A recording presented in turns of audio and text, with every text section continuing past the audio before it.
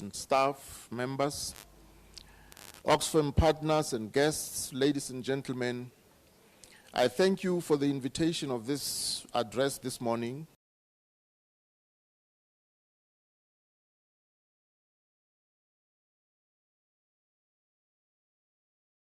During these trying times. My focus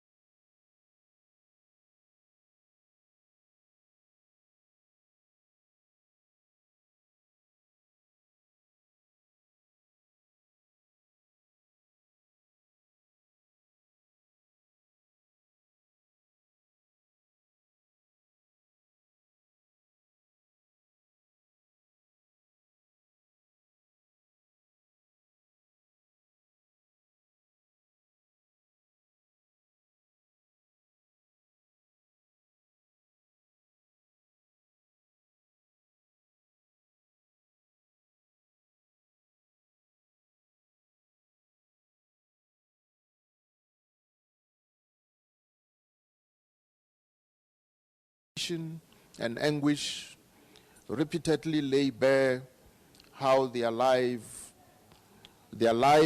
and realities are colored by oppression, indignity, and inequality in our democratic era. In moments when the tensions of our republic lie on the surface, we are required to ask, what does democracy mean in the lives of all of our citizens? One of the answers that emerge is that democracy has multiple meanings and is unevenly experienced. Such a fact cannot be countenanced.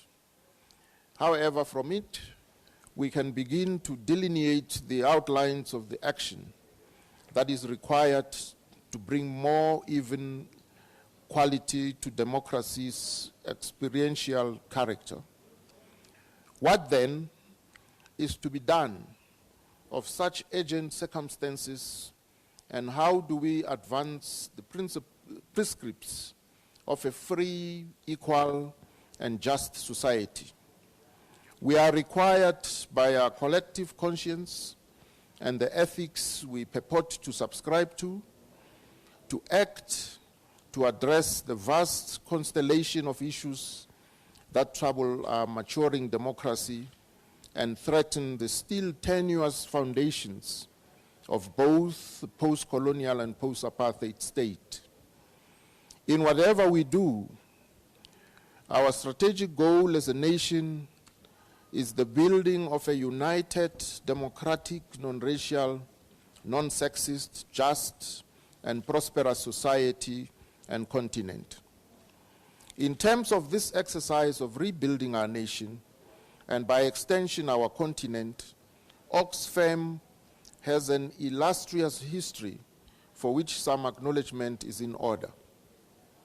For over 70 years, Oxfam has been engaged in such strategic goals as an international advocacy group focused on addressing challenges of underdevelopment through centering the interwoven complexities of poverty and inequality.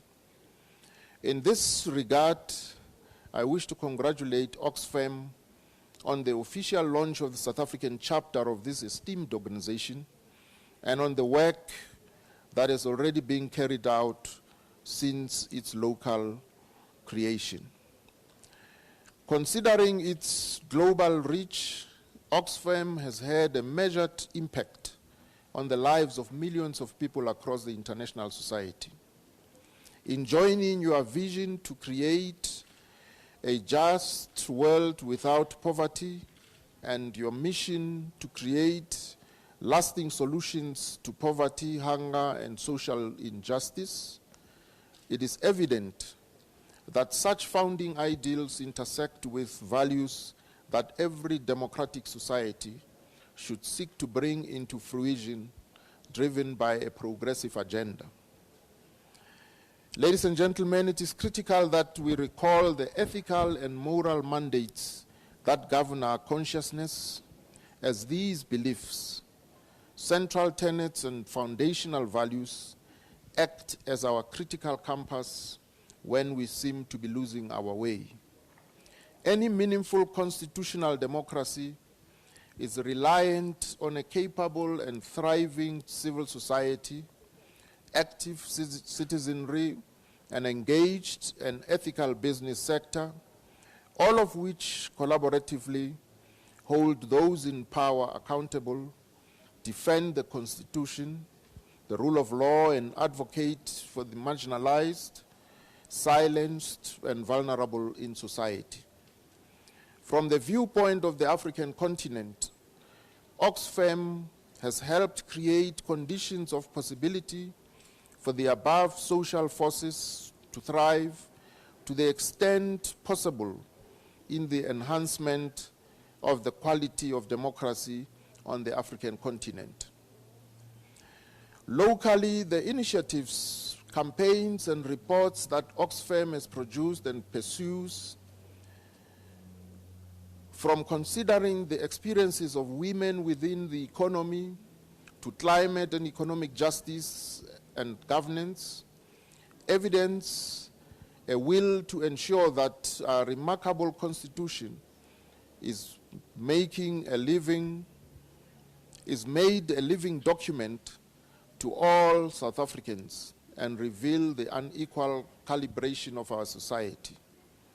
Such endeavors continue a long line of activism, variegated along the vicissitudes of history, that is committed to the ideals of a free, equal, and just society. The creation of such a society cannot be taken for granted. It requires constant protection and labor to ensure its sustainable maintenance, particularly in times when ethical, moral, and just leadership is being called into question or is in danger of being taken for granted. We find ourselves, more than 23 years after the inauguration of our democracy, living in such times. It is meaningful to note that in undertaking such reflections, we are undoubtedly not alone. Continentally, we are joined by our fellow Africans in considering how the post-colonial experience has been tainted by morally compromised leadership, corruption, lack of ethics, and therefore poor governance. All these have not only compromised the future of millions of poor, working-class, peasant, and young Africans, but have also, by so doing, betrayed the noble vision nurtured over decades, if not centuries, of struggle for human freedom. Many of our states arrived at the initial post-colonial moment buoyed by the euphoric exaltations of independence. We anticipated the achievement of freedom just as we knew that it marked the beginnings of a long journey. In doing so, we were hopeful that a new experience of African humanity would mark the democratic era. It has become apparent that post-colonial African society will not easily shake off the shackles of history as we continue to bear witness to the desecration of the emergent noble ideals at the heart of our emergent democracies, the dissipation of political culture, and how the leaders who had brought us out of autocracy continue to sink into the pitfalls of power and both actively and passively participate in the continued debasement of the oppressed. As Joel Nachitenje once noted, and I quote, "The chant of yesteryear, which was starting to recede in the memory, today rings truer than ever before. And that chant is, the struggle continues, a luta continua." Close quote. That the popular struggle song invokes recognition of collective responsibility for the state of our society is a critical consciousness of our shared accountability.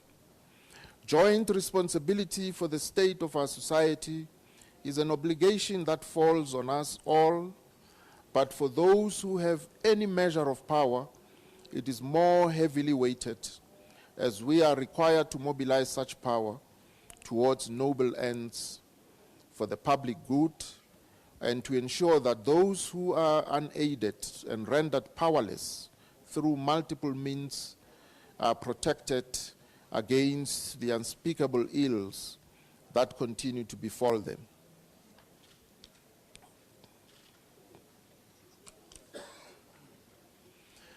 Among the unspeakable ills that strangulate society today is the specter of gendered abuse, where the daily subordination of women culminates in gross acts of physical abuse, including death. We have witnessed many such cases over the last week or so, with a 22-year-old Kgalema Motlanthe's life snuffed out in the most brutal manner imaginable, allegedly at the hands of her partner. The same fate befell Courtney Peters, Lindogu Hlekota, Sinoxolo Mafevuka, Candice Alberts, and many more others. We are required by such reprehensible acts to note the systemic, institutionalized injustice that continues to underscore women's experiences in our country. Statistics shows that South Africa's femicide rate is 5 times higher than the average global figures. Intimate partner violence permeates our culture, and women in our society live in a state of constant fear, a fact that should never be countenanced, ignored, nor dismissed. Such a stage of siege detracts from the South African women's rights and mocks our constitution. Consequently, such gender injustice intersects with other inequalities and stratifications in our society that challenge the democratic foundations that we are continuously building. To consider the kind of just leadership that is required in this contemporary moment, it is imperative to note the conditions that underscore our society. At the dawn of our democracy, much was made of the fact that South Africa did not descend into the civil war that was prophesied by many who thought that the inauguration of a democratic dispensation was an impossible objective. War in its complexly unofficial form had been the reality for many years. Battles were fought on multiple fronts, families were separated, lives were lost, and many were irrevocably changed by apartheid laws and prescripts. With the benefit of hindsight, we can now observe that we arrived at democracy imbued with an ambitious optimism, defying pessimistic beliefs, whilst conscious of the incredible, unwavering, and selfless actions of so many who had fought to bring us to that point. We were profoundly hopeful that the society we sought to realize would be created at all costs. Our jubilant arrival at the doors of democracy has now been replaced by a realization that our transition remains inchoate. Divisions among us repeatedly threaten social cohesion of our country. Most worrisome for many has been the present political crisis, which is characterized by an absence of ethical, moral, and just leadership. In these times, frankness is required. Such candor cannot be silenced by those who view disagreement as ill-discipline, estrangement, or hostility. Divergence and discord is essential to ensure that we move the markers of progress forward and do not become complacent or convinced of our infallibility as leaders within our states. We currently find ourselves in a time where open and ruggedly robust national discourse is experiencing a deficit. This is concerning, as continual national reflection both enables us to understand ourselves and each other better, develop a cultivated outlook on history, as well as fashion a sophisticated reading of the present as the basis for building the united, transformed society that we seek. When freedom dawned, we cooperatively committed to ensuring that all had access to public goods and the enjoyment of hard-won rewards of collective struggle. Such commitments are preserved in the founding documents of our society, the cornerstone of which is our remarkably inclusive Constitution. Such public and legally enshrined undertakings and assurances are central to the humanist values of the founders of our republic. As a nation, we are legally and morally required to adhere to their doctrines and pursue the vision they safeguard. We are called upon to do so at a time where public concerns about our future grow more vociferous. South Africans find themselves laying their heads to rest at night and wondering what changes might await them when morning breaks. The very meaning of democracy places people at the center of its definition. Our democracy is presently facing numerous pressing challenges that extend to the very heart of its governance and leadership and touch every aspect of South African life.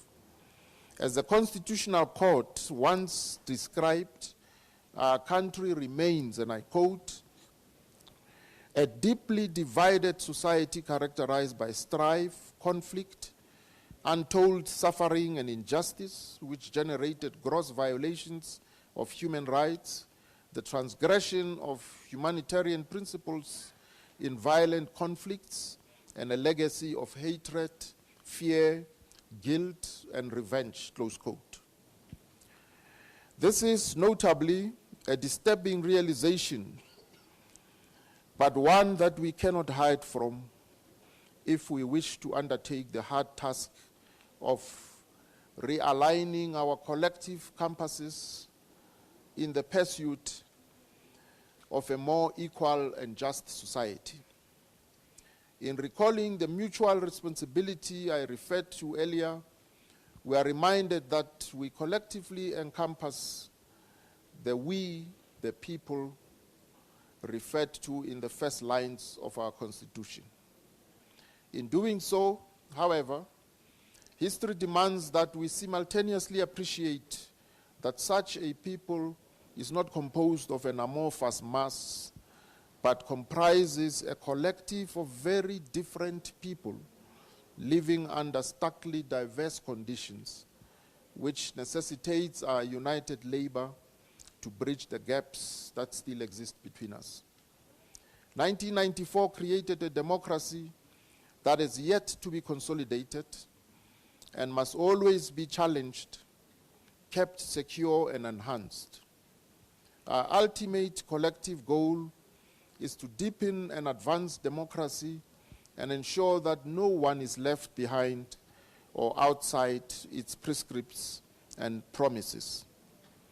The importance of civil society, activism, advocacy, and an engaged citizenry is evident in this era where socio-political issues see their contemporary echoes in numerous states across the globe, many of whom are wrestling with populism and the teething problems and growing pains of maturing democracies. Thus, it becomes ever more important that we reinforce our connection to each other across state lines, oceans, and borders as doctrines of separateness are being strengthened and resurfacing in the service of reprehensible ends. We face difficult times. It is critical that our hope for the future is not extinguished and that we do not sink into the dejected stagnation of apathy. What of the African leadership in general?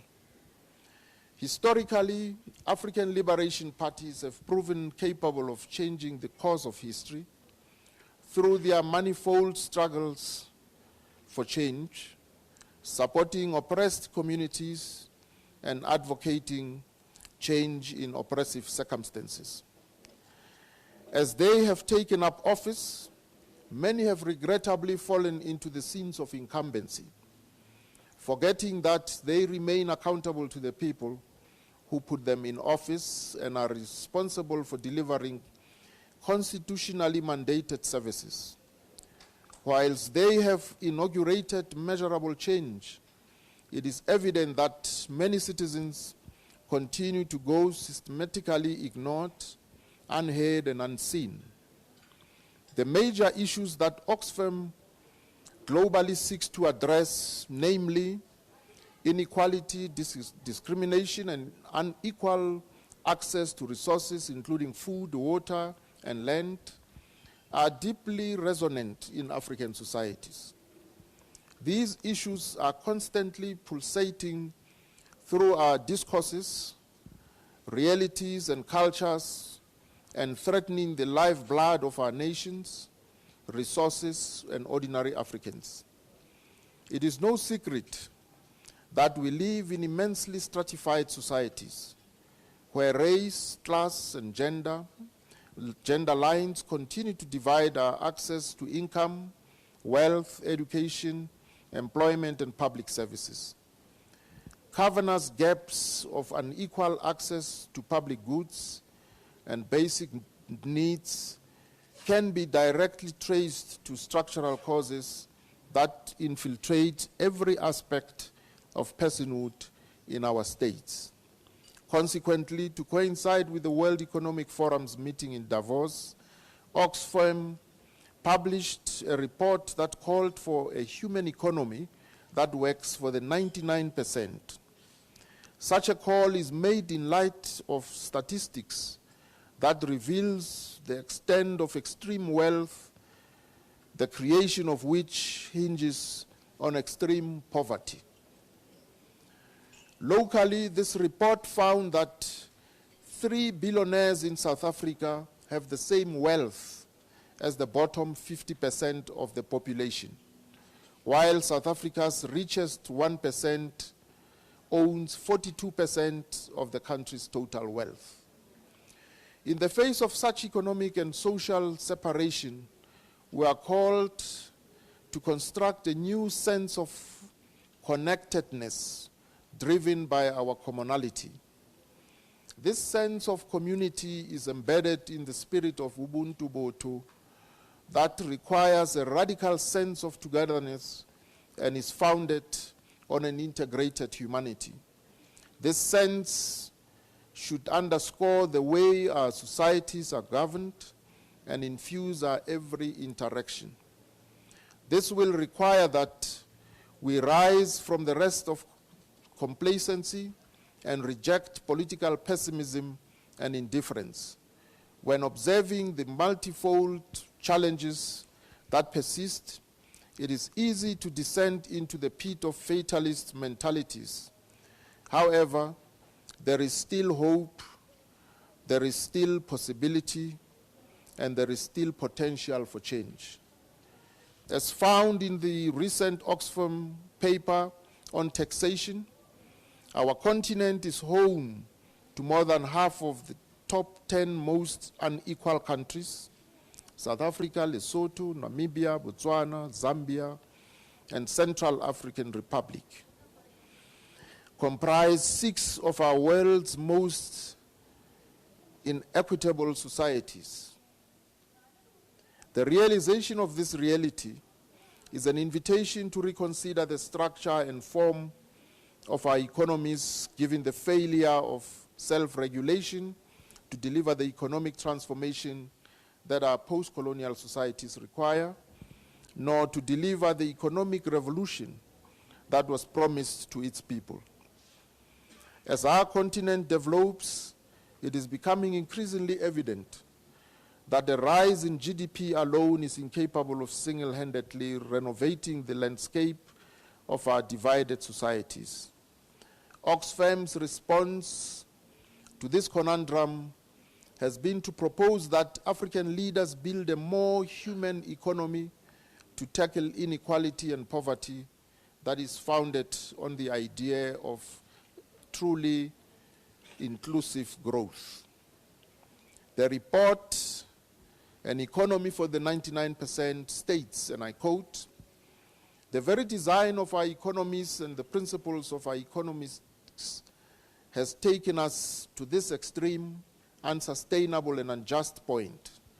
Our economy must stop excessively rewarding those at the top and start working for all people. Accountable and visionary governments, businesses that work in the interests of workers and producers, a valued environment, women's rights, and a strong system of fair taxation are central to this more human economy," close quote. Consequently, I seek to take these claims seriously in considering the task facing African leaders from every sector. African leaders are tasked with ensuring that the citizens of their states experience meaningful change in their material, social, and economic circumstances of their daily lives. Distressingly, we find ourselves at this point in contemporary South Africa, where present interventions into our political malaise are dominated by talk of state capture. The government and state are respectively being abused towards kleptocratic ends. State resources are being used for personal gain, and personal networks are having devastating consequences for our economy. In these times, it is the most downtrodden within our democracy who feel the most acute effects of such deplorable acts. Those in power have to hold themselves to the high ethical standards that they pledged fidelity through the duration of the struggle for liberation. Once in government, we have to guard ourselves against the pursuit of individual material benefits and being sucked into the vortex of political and ethical degeneration. Systemic corruption in all sectors of society and its expression of individualism, greed, and selfishness are inexcusable and challenges the very basis of our ethical and moral responsibilities as leaders in multiple fields. It goes against the fundamental tenets of democracy as it shakes the foundations of a society meant to be founded on equality, freedom, and justice. Program Director, in the light of this depressing picture in our country, what can South Africans do? We cannot leave the attainment of freedom in its fullest expression to the future, while we feast on the fruits of incumbency and designate our current challenges to those who will come after us. The challenges that we face require that we act now and that we act collectively, as our African populations cannot be fed with the slogans and jargon that characterize our public discourses, but require being met with action and a realization of the future promised to them so many years ago. The kind of South Africa and Africa that we seek to create is no doubt one that is free from all scourges, which includes racism, classism, regionalism, sexism, xenophobia, tribalism, and every other kind of discrimination that pursues the stratification of people into different levels of humanity. In saying this, it would be remiss not to refer to the xenophobic divisions in South African society that prevent us from attaining an inclusive African consciousness and humanistic outlook.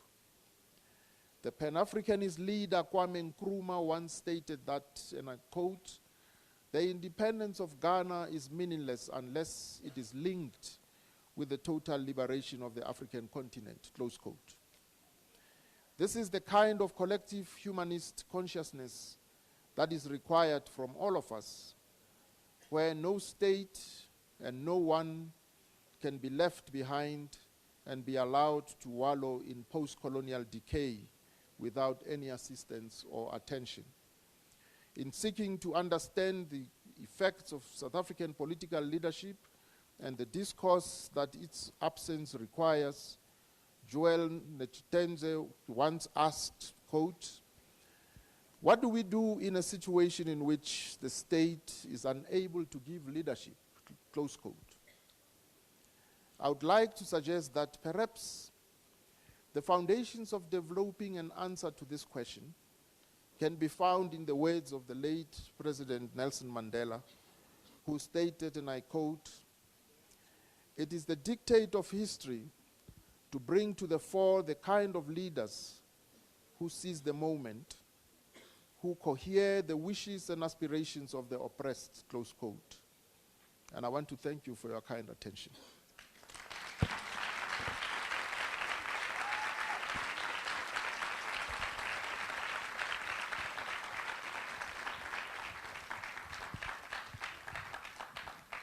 Thank you,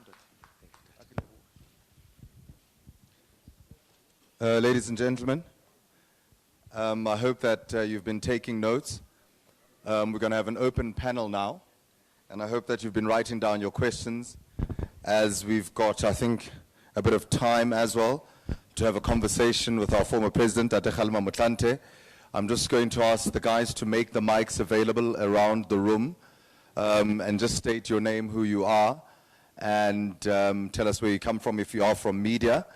And then we'll give you an opportunity that we then be able to have a conversation with Kgalema Motlanthe. I'd also like us to get mics to the front as well. And while we're doing that, can I just ask that we prepare ourselves so that we can start the program with our former president, Dr. Motlanthe. I think our session will take place for the next 20 to 30 minutes, so let's try to keep them short and sharp. I know that many of you obviously have a lot of questions to ask. So let's try and get those ready and try and be as quick as possible. Do we have mics for the front?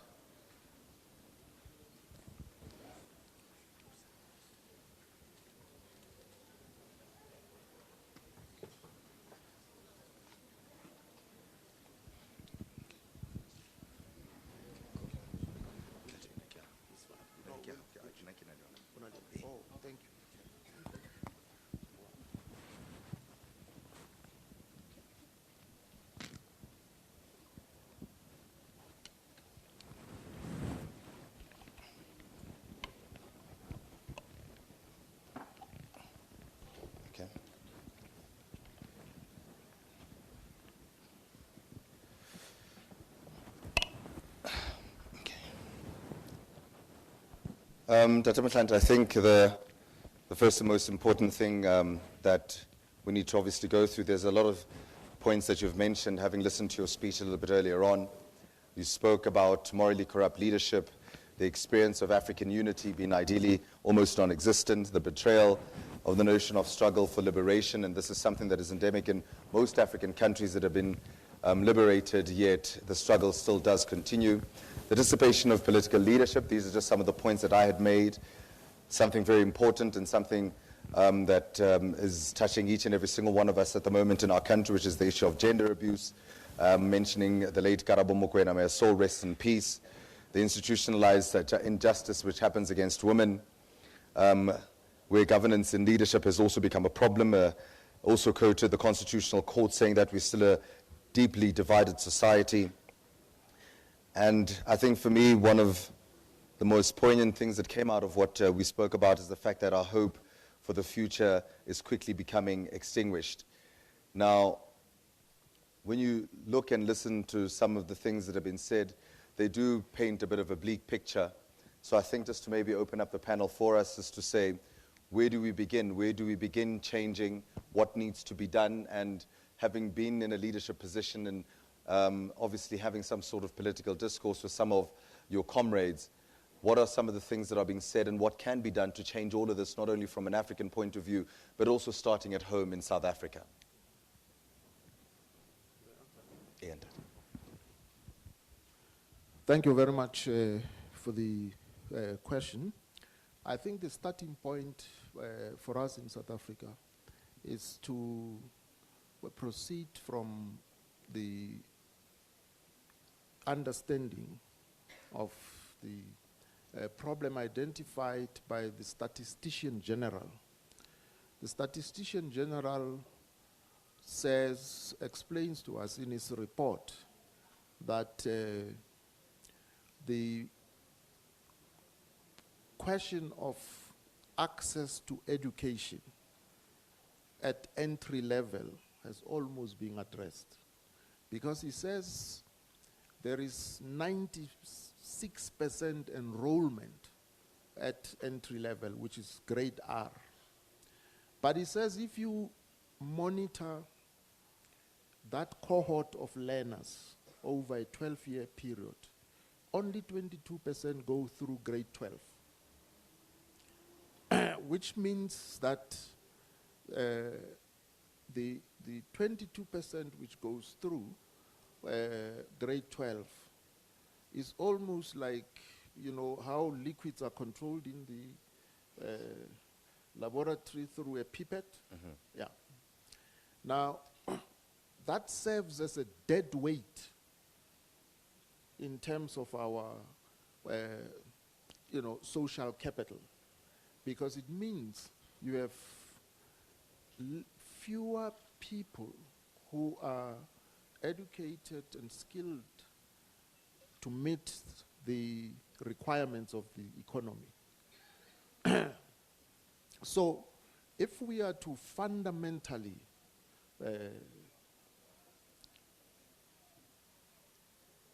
address this catalytic problem, because if we solve it, it would catalyze so many potentialities in our society. And to understand where the problem lies, you have to go into the history of how Bantu education was a system designed specifically to ensure that its products would not be economically productive. Understand? So, so to correct it, because it was engineered by taking over teacher training colleges.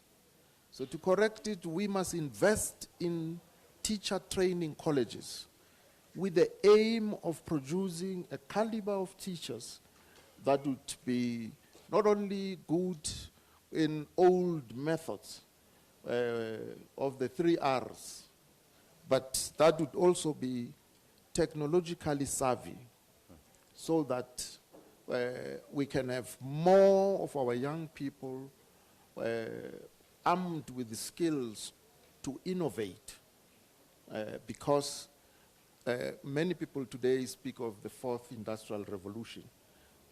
Many of the technologies that we are used to are being disrupted by, new technologies. That's why you have, the taxi operators up in arms against Uber. Not only in South Africa, in many cities of the world, the old, ordinary taxi operators are demonstrating and fighting against Uber. Now, Uber is an IT company. It doesn't own any taxi.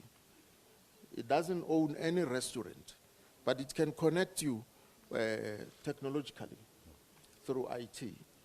So that for me is very important, because if we don't address this issue of education and skills, we will be left far behind as a country.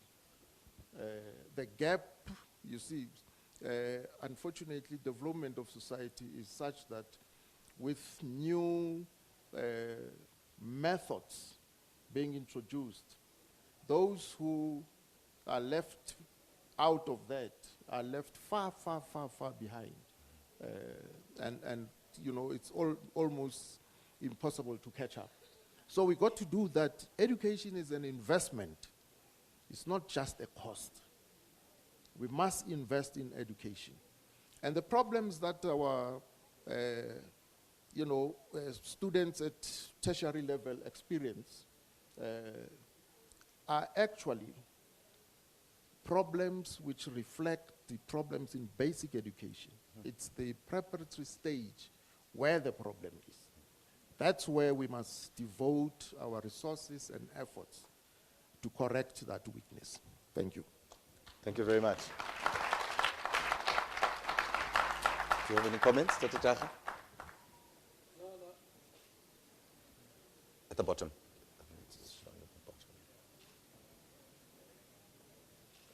I have no comment. Thanks, Mkhulua.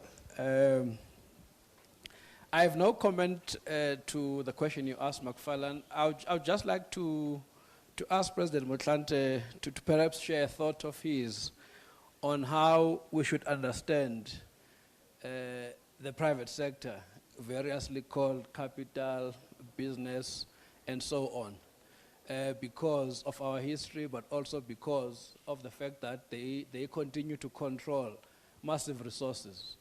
How should Oxfam understand the business sector? How should the communities and organizations that Oxfam works with think about the private sector and engage the private sector? Thank you very much. Well, as we all know, we live, in a capitalist socio-economic system, which means that the major means of production are owned privately, even though production is social. And it's a well-known fact today that this system of capitalism is very good at producing wealth. Very, very good at it. But it has no capacity to know how to distribute it equitably. And this forms the fundamental contradiction in the system. Hence, you speak of, this 1% whose wealth matches that of a bigger percentage of the population. Now, as Oxfam, I think it is important to understand also that in the South African context, the public, as represented by government, already owns major parastatals companies. Eskom is the biggest industrial company in the continent of Africa. Eskom. There's none in the entire continent to match Eskom. Transnet is the second biggest industrial company in the continent of Africa. Now, I'm just mentioning these two, but all of these are public enterprises. They are owned by the public. And if you refer to the recent shenanigans at Eskom, you will understand. You will understand that here is a resource which is a public resource, really being put to waste with the people not benefiting whatsoever. Instead, those people expect to be praised for keeping the lights on, which is their only responsibility. They have no other responsibility. That's their only responsibility. And yet they expect praises just for keeping the lights on. So I'm saying this because if we don't exert pressure on the selection and appointment of boards and staff in these parastatals, which are public enterprises, because we have the right as the public to ensure that that's not a place where you just send people who spend half the day on a golf course and so on. And if we are to, since this is the biggest industrial company on the continent, we should have a program. We should ensure that young people, either undergraduates or even at matric level, are absorbed in these parastatals so that they can hone their skills, which would be, required going forward. Now, that's the attitude, I think, that Oxfam should adopt with regards to these public enterprises, that to ensure that there is public accountability, the selection and appointment of board members and senior managers must be something that the public can have a hand in, as well as ensuring that they continue to play the role of honing skills of young artisans and technocrats. With regards to the private sector, once again, I think the German model of co-determination offers us many good lessons. Because in the private sector, you have unionized workers. They have unions, and they have no access to information. The consequence of that is they then, come collective bargaining time, their demands are informed by their lived experience. You see, a monthly paid worker knows that he or she is underpaid when by the second week of the month, with 2 more weeks to go, he or she has to turn to the pensioner in the house to help with some bus fares and train fares and so on. When that happens, that worker knows that I'm underpaid. That's how they get to understand the political economy of their employment. So Oxfam, I think, must try and get to a point where workers can be represented on the company boards. So that I know, many workers think that that's a sellout position. But information is power. Without information, you can't. You see, so that they must be exposed to everything, all the information. I mean, how many times have we learned of workers going out on strike and the company pleading poverty and they don't get the increases, or they get half of what they thought they deserve, and then boom, a month later, the CEO got 54 million bonus, performance bonus. It clearly shows that if the workers, you see, if the workers sit on the board, are represented there, they would be exposed to all that information. And so when the enterprise is going through a difficult period and belt tightening is called for, that belt tightening must apply across the board. There must be no exceptions. And on the upside, when the profits are high, the workers must benefit equally. Yeah, because you see, that's where the dislocation happens.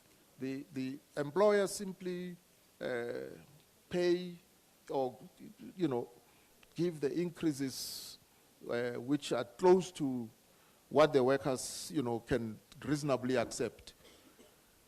And yet, when on the downside, they want the workers to sacrifice. And of course, they sacrifice. But once things, improve, the workers don't benefit equally. And that accounts for the inequalities in society. I think we should, Oxfam should have that attitude and approach to private capital. Thank you.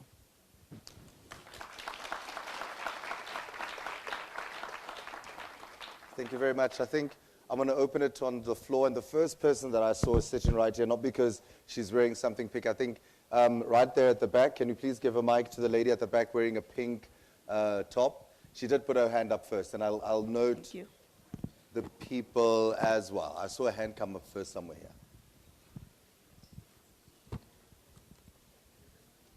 Okay, ma'am, just mention who you are and your question, please. My name is Phumi Mthethwa. Thank you. Phumi Mthethwa. Phumi Mthethwa, yes. First, I'd like to congratulate Oxfam South Africa, any leadership, Yaga Comrade Kawekazi Usipokazi Mtati, no Comrade Tumazibugo Jaha. I think we are in safe hands. Congratulations, comrades, with all your team. Thank you, President Motlanthe. I had like a couple of comments from what you were saying. I think I'd like to first start off by saying, I'm not sure that if capitalism had the ability to redistribute wealth, if we would be in a better place. I think ours is to attack capitalism, because I don't think that if it had the ability, that we wouldn't have the nightmares, because we know the hands of capitalism and in the destruction of many lives and in many forms. I wondered what your reflections would be in thinking about the role of the private sector. It seems to many of us that there is an emphasis about, Africa would be in a better place because there's so much wealth, and an emphasis in mining. But without thinking about what mining's effects are.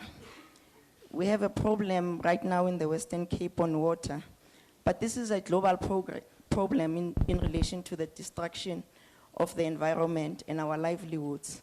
So I wondered how you would think about let's keep mining so that we can fight inequality and poverty, whilst at the same time we are destroying the planet. The second thing I wondered, I would appreciate your thoughts on, and I would be doing myself an injustice if I didn't mention to you that I'm an open lesbian. I have been working on this issue for the better part of my activist life. Whilst we remember all fallen and are pained by the violence that black women's bodies are going through, we never hear of leaders speaking about the loss of lives of black lesbian women, trans people, and intersex people. So your reflections on that, on why is that the leadership is not talking about. And the final thing is that as activists who are like challenging, we are constantly finding ourselves being criminalized. And so you are inviting civil society to like play an active role, but many of the activists that are actually doing that very role are being criminalized. So we find ourselves often under the attack because we don't agree with the powers that be. Thank you. Okay, thank you. Thank you very much for that, Pumi. Can I just ask that the next people that do speak, let's keep our questions short and sharp. We've probably got about 20 minutes left only. The President does have to leave, so if you can keep them short and sharp, we'll take 3 at a time and then answer them and then come back with another 3. Can I ask, I saw this gentleman put his hand up earlier, can I please have a mic here towards him?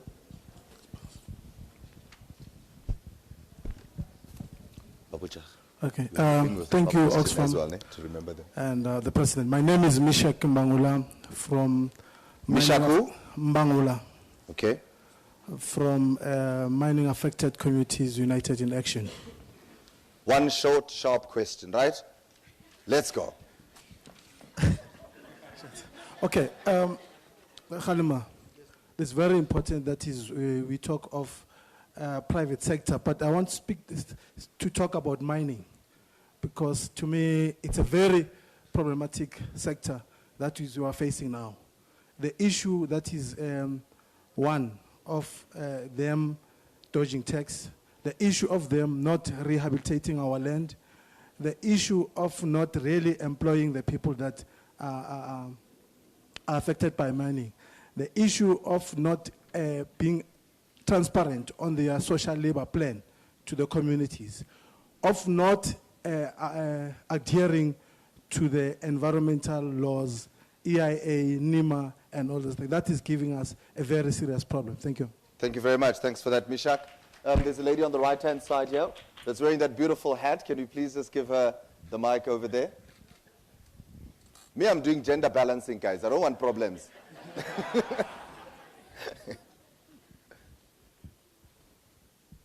Ma'am, could you just please mention your name and...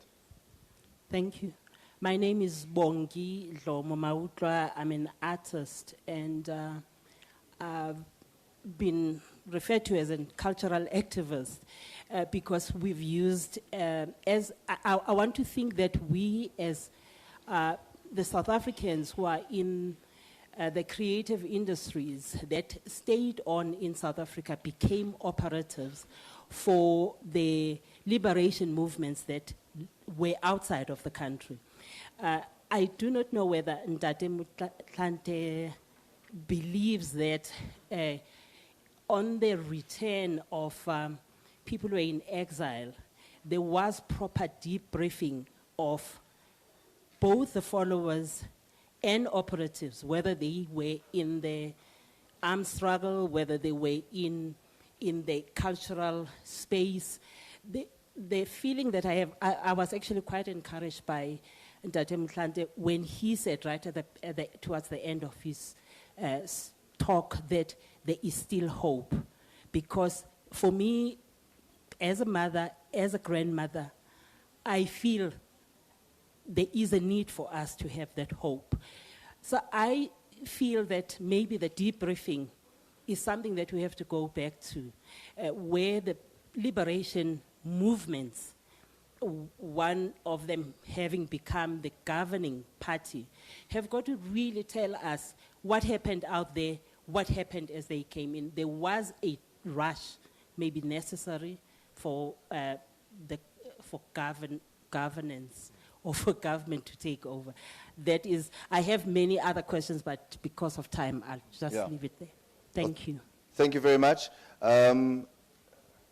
President, I think we'll start with Pumi Mthethwa, then go to Mishak Mahula and Bongi Mautla, and then we'll take the next round of questions there. Yep. And I think Pumi was speaking about the role of the private sector, keeping mining to help fight inequality.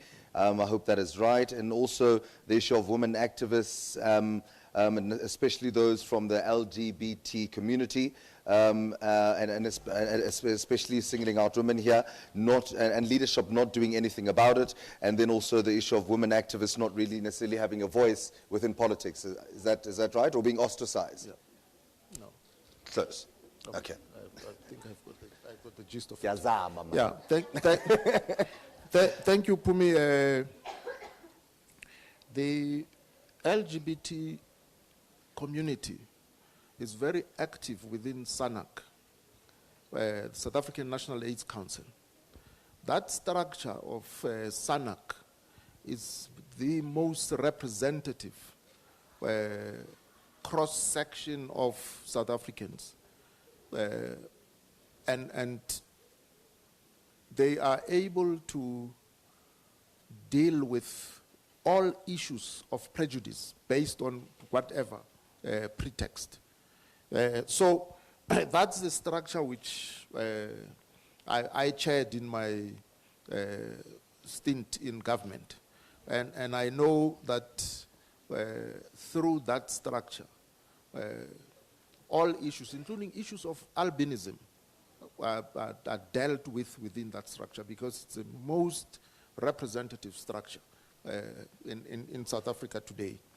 Now, so issues of prejudice and stigma, have been dealt real body blows by this structure of SANAC.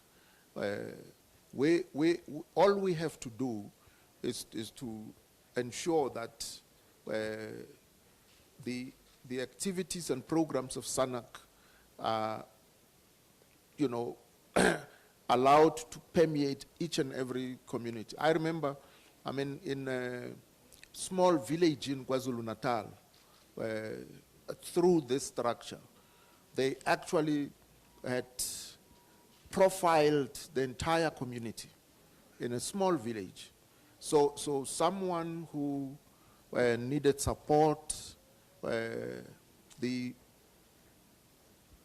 knew exactly what to do, what steps to take in order to ensure that that requisite support is availed.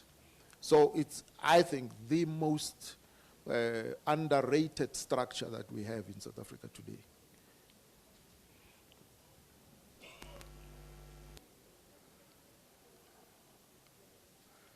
And yes, much more still needs to be done to ensure that, the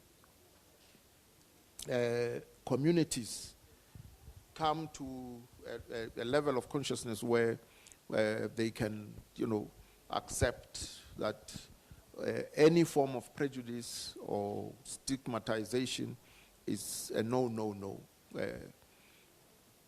Then the issue of capitalism, wealth is created through exploitation. If you study political economy, the formula used for calculating the rate of profit is the same formula that is used for calculating the rate of exploitation.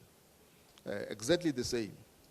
So that's where the contradiction of the system lies. And that's why I was saying, it is good at creating wealth, but the appropriation of that wealth is private. And hence, it leaves many in society without. That's a fundamental contradiction that needs to be resolved. And once society as a whole, because this is a system, it's a socio-economic system, so it's all over the world.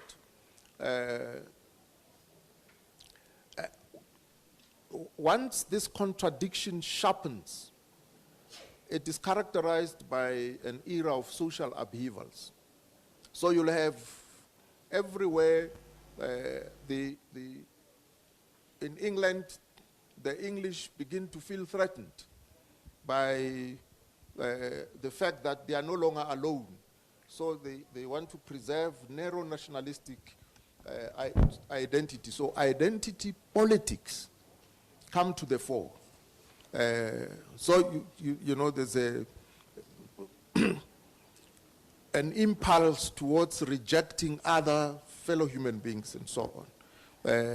And you know, the example of many young Eritreans who try to go to Europe and end up sinking in the Mediterranean, it's one that throws this issue into the open, that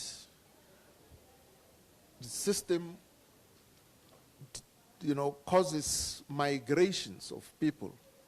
And some are accepted because if you go to the United States and hop into a taxi, the taxi driver will tell you that, no, I actually, you know, originally I'm from Russia or I'm from Ethiopia. How did you come to the United States?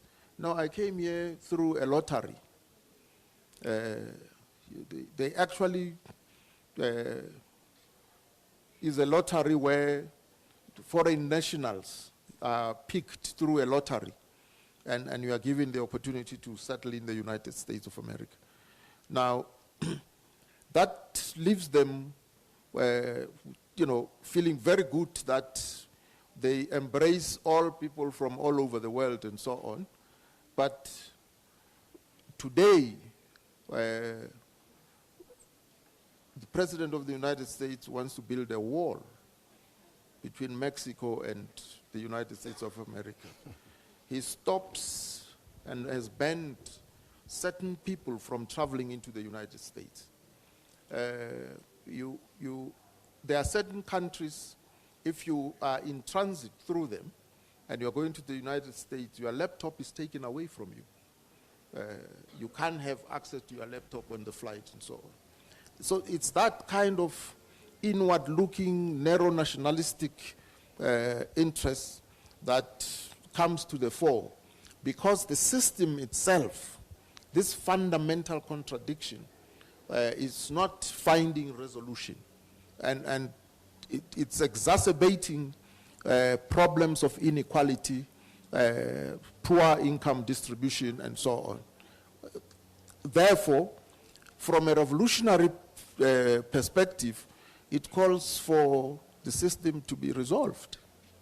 This fundamental contradiction should be resolved. Society can structure itself differently.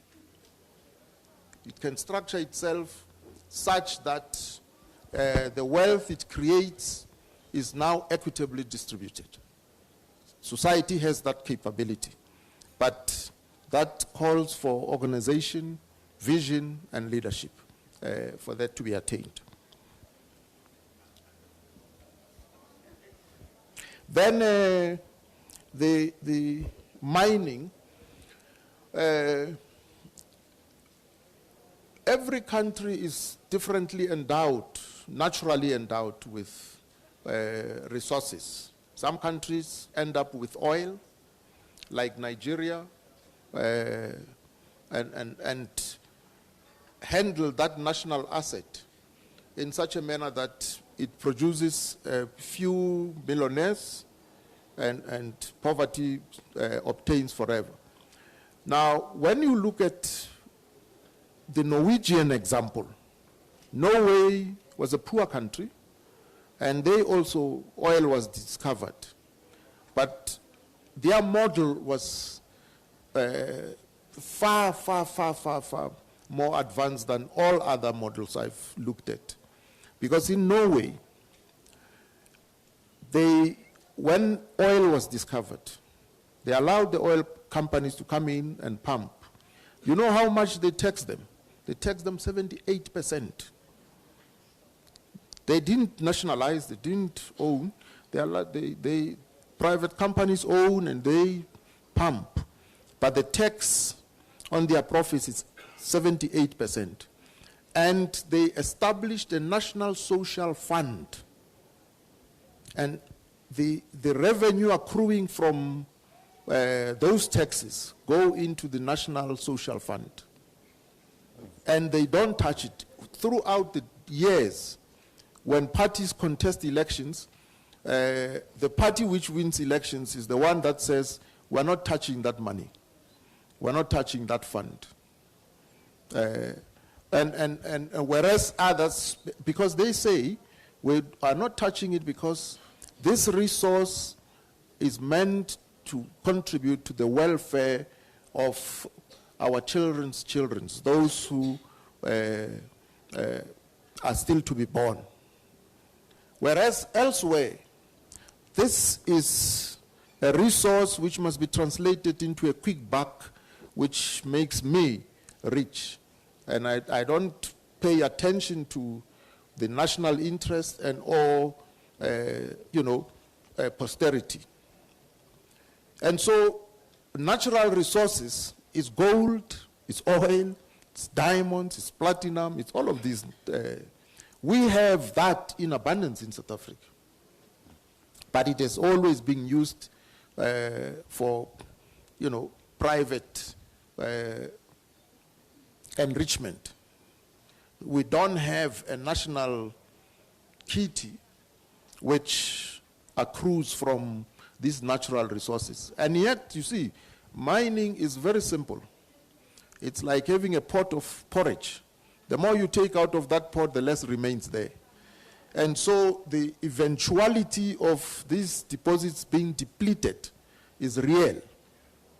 Is real. One day there will be no gold. You would have mined all of it and so on. So you say mining causes environmental problems. And that's a responsibility of government. Your regulatory framework, rehabilitation is a must. In fact, there is a law in South Africa that mining companies should rehabilitate the environment before they leave. They are not supposed to leave gaping holes like the Great Hole in Kimberley and so on. They're supposed to rehabilitate them. Water scarcity in the Western Cape. My science friends explained to me that in fact the Western Cape water scarcity problem can be resolved very easily because there is Koeberg in the Western Cape. And Koeberg uses seawater to cool the reactor. And that seawater then turns into vapor. Now, if you capture that vapor, you have clean water. Clean water. But that vapor at Koeberg is allowed to, dissipate into the ocean and everywhere else. So if a plant was to be established next to Koeberg, used to capture the vapor, you would have clean water, constant supply of clean water. It would be so clean that it would have no minerals. You'll have to add minerals for it to be, consumable as water. So there's a solution there. That's what the scientists, tell me. Then Bishop mining and the dodging of tax and the lack of transparency with regards to social labor plan and so on, the employment patterns. Mining industry in South Africa is still run on the basis of migrant labor system. That is the nub of the problem. And attempts to create housing for migrant workers is not the solution. Other models, in Australia, the mines are in the interior, but people live along the coast. The mining companies fly people into the mining area. So the work is arranged such that those workers are there when they, for say 8 weeks, and they are back home for 2 weeks. 8 weeks, back home for 2 weeks. That's doable even here in South Africa. Because the labor forwarding areas, such as the Eastern Cape, for instance, end up experiencing lots of social problems because these men are away for a whole year. They only come back home once a year. And so they can't, attend to their own family problems and so on. And those of them that are young leave their families there in the village and next to the mine with this nonsensical agreement of living out allowance, which meant that these workers now live outside in an informal settlement in worse conditions than in the single-sex compound. So these are the problems that, once again, I think the German model and the Australian model can help us modernize mining in South Africa. There's no reason why these workers can't go home after, they are on the mine 2 months, they are back home 2 months, and so on, so that they have one home. They don't have two homes, two families, and so on. Because the young ones end up with two families. One here will tell you, in Latin America, the migrancy there was so terrible that there was a place where they called hot bed, because the bed is always warm. Yeah. There's always someone sleeping in the bed. And the only time when that person leaves, the other one gets in. Yeah, hot bed. That's how terrible this migrant labor system is. This mining sector in South Africa, the Chamber of Mines, should be tackled head-on on this issue. They should not be reliant on migrant labor system, not today. Because, when sociologists map out the most economically depressed communities in South Africa, that map is a mirror image of the homeland. So the poverty resides where the homelands were, because those were created as reserves for cheap labor. Yeah. And that issue is an issue that really we must tackle, without sparing any effort here.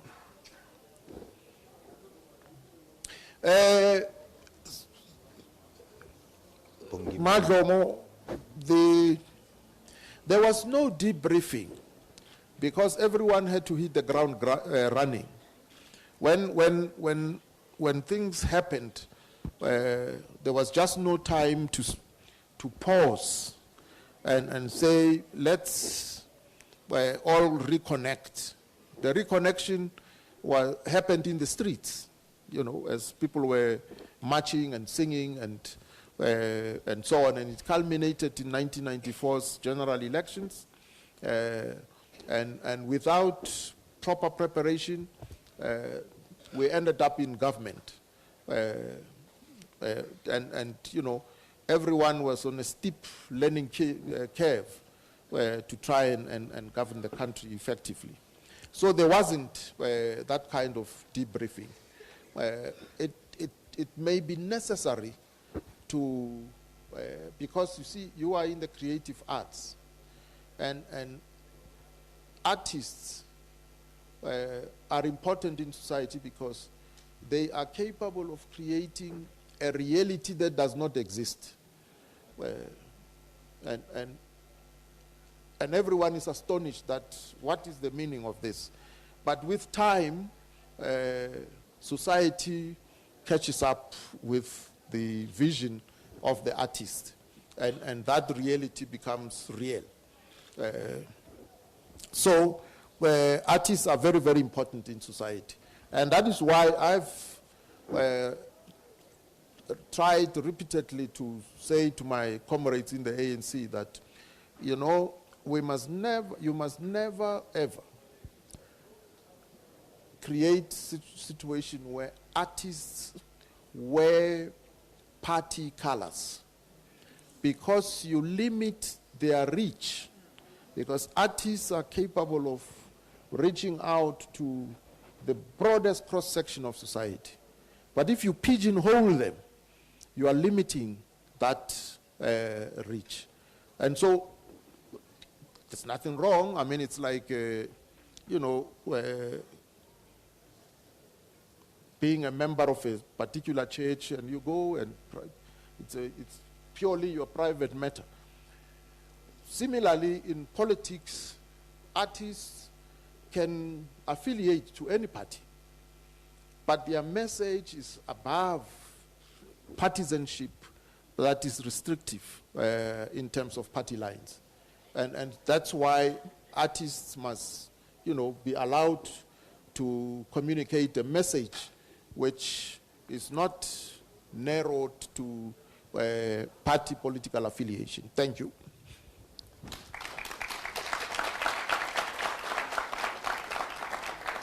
Thank you very much to our President. I just want to ask if we still have a bit of time. Do you still have time for a few more questions? Okay. All right, ladies and gentlemen, thank you so much. I'm going to try and end the session, but we will be joining the former President outside the tent. And this is to receive a special guest. There's a special guest that's visiting here, and they're going to be launching, to attend the launch of the Oxfam South Africa, the first African affiliate of the Oxfam Federation. So I think we must just please first give the former President a chance to come off stage, and so that we can all escort him outside to meet our guest that's joining us. Mr. President, thank you so much. Thank you, sir. And thank you for answering all our questions. We appreciate your time. Thank you.